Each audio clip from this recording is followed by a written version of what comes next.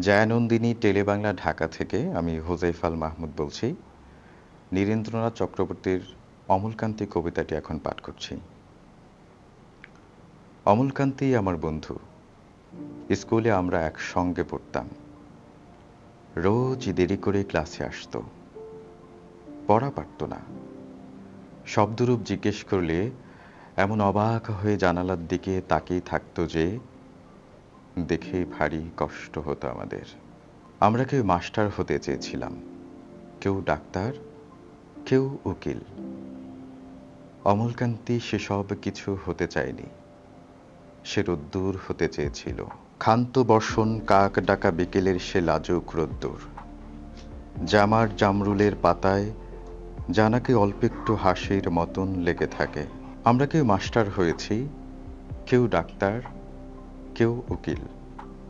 অমলকান্তি রোদ্দুর হতে পারেনি। সে এখন অন্ধকার একটা ছাপাখানায় কাজ করে। মাঝে মধ্যে আমার সঙ্গে দেখা করতে আসে, চা খায়, এটা সেটা গল্প করে। তারপর বলে, উঠি তাহলে। আমি তাকে দরজা পর্যন্ত এগিয়ে দিয়ে আসি। আমাদের মধ্যে যে এখন মাস্টারি করে, অনায়াসে সে উকিল হতে পারত। যে ডাক্তার হতে চেয়েছিল, উকিল হলে তার এমন কিছু ক্ষতি হতো না। অথচ সকলেরই ইচ্ছে পূরণ হলো এক অমলকান্তি ছাড়া। অমলকান্তি রোদ্দুর হতে পারেনি। সে অমলকান্তি রোদ্দুরের কথা ভাবতে ভাবতে ভাবতে ভাবতে যে একদিন রোদ্দুর হতে চেয়েছিল। ধন্যবাদ। আমি এখন পড়ছি সুনীল গঙ্গোপাধ্যায়ের কবিতা কেউ কথা রাখেনি। ৩৩ বছর কাটল, কেউ কথা রাখেনি। ছেলেবেলা এক বষ্টমী তার আগমনী গান হঠাৎ থামিয়ে বলেছিল, শুক্লা দ্বাদশের দিন অন্তরাটুকু শুনিয়ে যাবে। তারপর কত চন্দ্রভূক অমাবস্যা চলে গেল, কিন্তু সেই বষ্টমী আর এলো না। ২৫ বছর প্রতীক্ষায় আছি। মামা বাড়ির মাঝি নাদের আলী বলেছিল, বড় হও দাদা ঠাকুর, তোমায় আমি ৩ প্রহরের বিল দেখাতে নিয়ে যাব, যেখানে পদ্ম ফুলের মাথায় সাপার ভ্রমর খেলা করে। নাদের আলী, আমি আর কত বড় হব? আমার মাথায় ঘরের ছাদ ফুঁড়ে আকাশ স্পর্শ করলে তারপর তুমি আমায় ৩ প্রহরের বিল দেখাবে। একটাও রয়্যাল গুলি কিনতে পারিনি কখনো। লাঠি লজেন্স দেখিয়ে দেখিয়ে চুষেছে লস্কর বাড়ির ছেলেরা। ভিখারির মতো চৌধুরীদের গেটে দাঁড়িয়ে দেখেছি ভেতরে রাস উৎসব।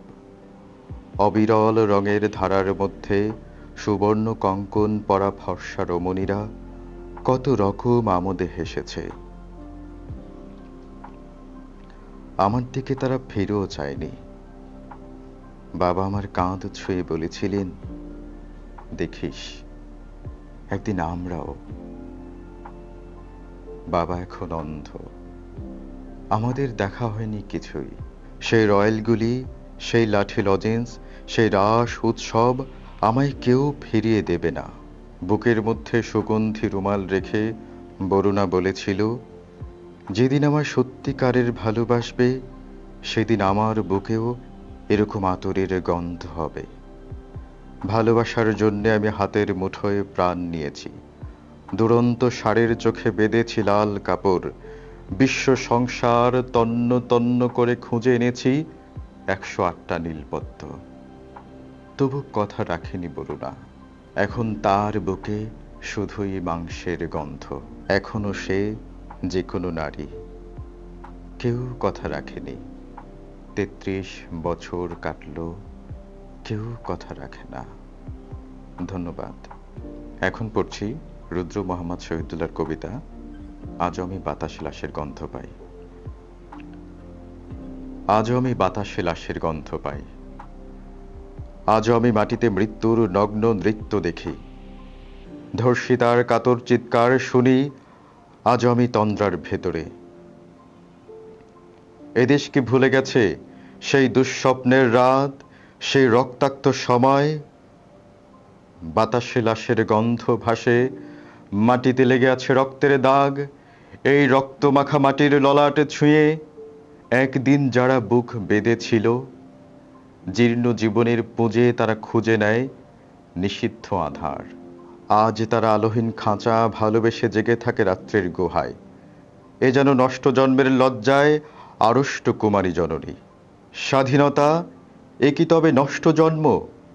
এ কি তবে পিতাহীন জননীর লজ্জার ফসল? জাতির পতাকা আজ খামচে ধরেছে সেই পুরনো শকুন। বাতাসে লাশের গন্ধ, নিয়ন আলয় তবু নর্তকীর দেহে দুলে মাংসের তুফান। মাটিতে রক্তের দাগ, চালের গুদামে তবু জমা হয় অনাহারী মানুষের হাড়। এ চোখে ঘুম আসে না, সারা রাত আমার ঘুম আসে না।